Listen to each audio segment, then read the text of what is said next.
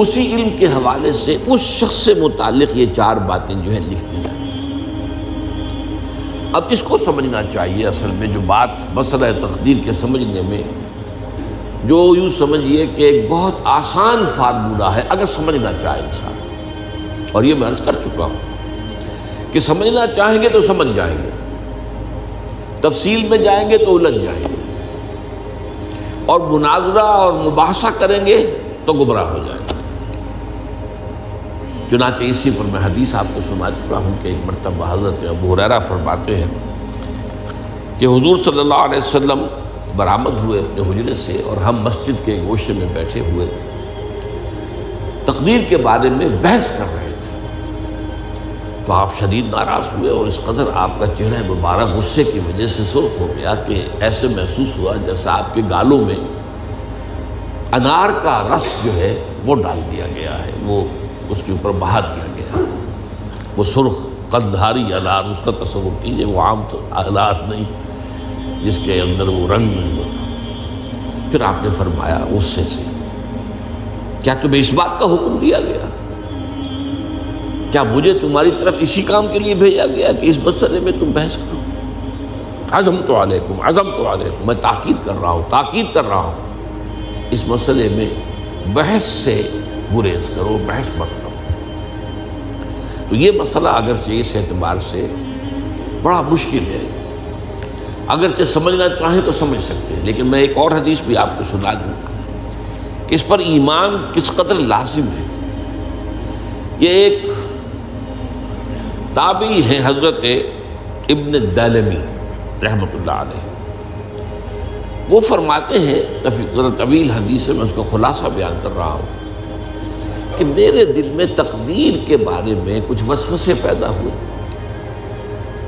تو میں نے جو بھی کبار صحابہ اس وقت زندہ تھے، بقید حیات تھے، ان سب سے ملاقات کی۔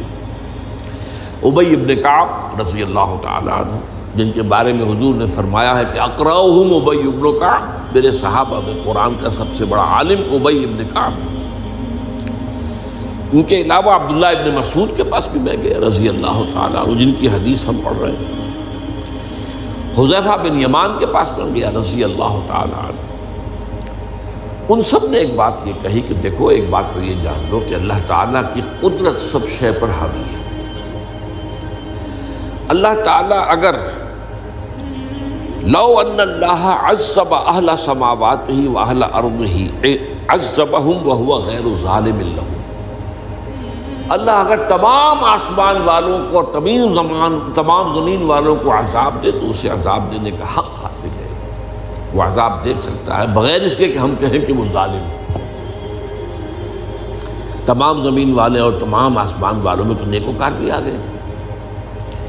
یہ اصل میں ایک بڑا اہم مسئلہ ہے کہ جو ہمارے اور معتزلہ کے درمیان مختلف فی ہے۔ معتزلہ ہی کے انداز میں اہل تشیع کا عقیدہ بھی ہے کہ اللہ پر عدل واجب ہے، اہل سنت کے نزدیک اللہ پر کوئی شے واجب نہیں، اللہ کا اختیار مطلق ہے، جو چاہے کرے۔ چنانچہ وہ ظالم کو معاف کر سکتا ہے جب چاہے، اور وہ کسی اچھے آدمی کو عذاب دے سکتا ہے جب چاہے۔ یغفر لمن یشاء ویعذب من یشاء واللہ علی کل شیء قدیر۔ یہ سورہ بقرہ کی آخری آیت میں ہے کہ آیات میں سے ہے، لاسٹ بٹ 3 آیت میں۔ تو اس اعتبار سے اللہ کا ایک تو اختیار مطلق ہے۔ پھر میں زید ابن ثابت کے پاس گیا تو انہوں نے یہی بات مرفوعاً بیان کی کہ میں نے خود حضور سے سنی ہے یہ بات۔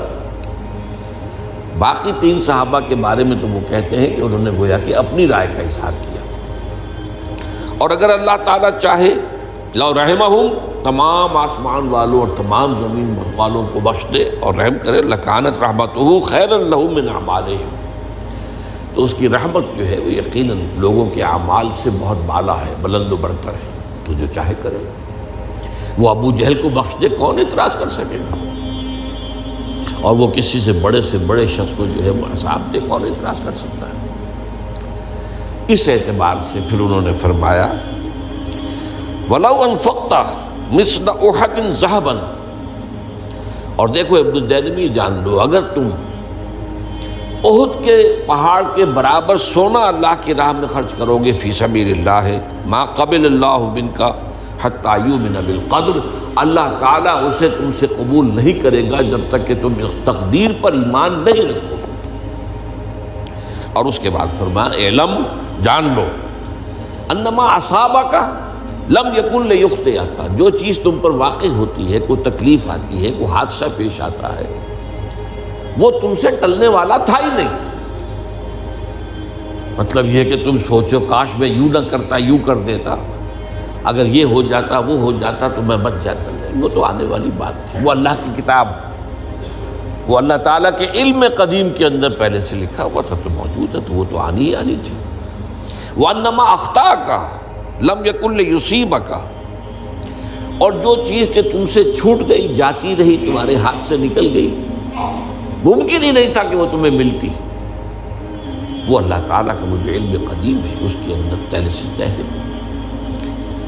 وَلَوْ مِتَّ عَلَىٰ غَيْرِ هَٰذَا لَدَخَلْتَ النَّارَ، اگر دیکھو تم غور سے سن لو، اگر اس عقیدے کے سوا کسی اور پر تمہاری موت واقع ہوئی تو جہنم میں داخل ہو جاؤ۔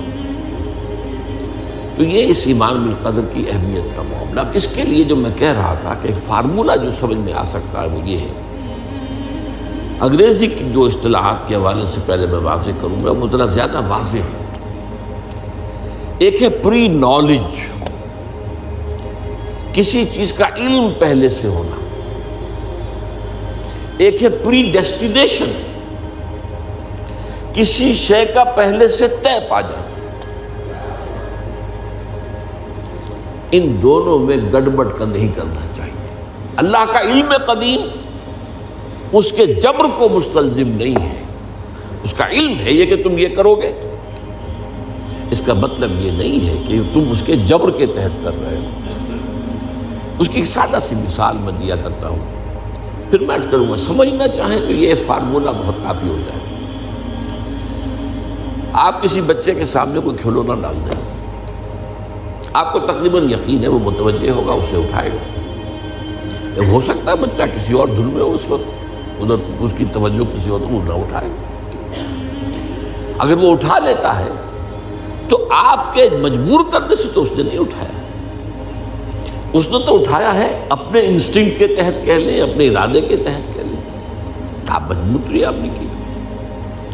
لیکن اللہ تعالیٰ کا جو اندازہ ہوتا ہے وہ اندازہ، قدر کے معنی اندازہ بھی ہے، میں بیان کر چکا ہوں آپ کو، اس کا جو علم قدیم ہے وہ غلط ثابت نہیں ہو سکتا۔ ظاہر بات ہے کہ پھر تو اعلیٰ کل شیء علیم وہ ہے ہی نہیں، اس کا علم قدیم جو ہے اس میں کوئی خطا نہیں ہو سکتی۔ یہ ہے در حقیقت پری نالج اور پری ڈیسٹینیشن، دونوں کے اندر فرق کر لیا جائے، یہ جبر نہیں ہے۔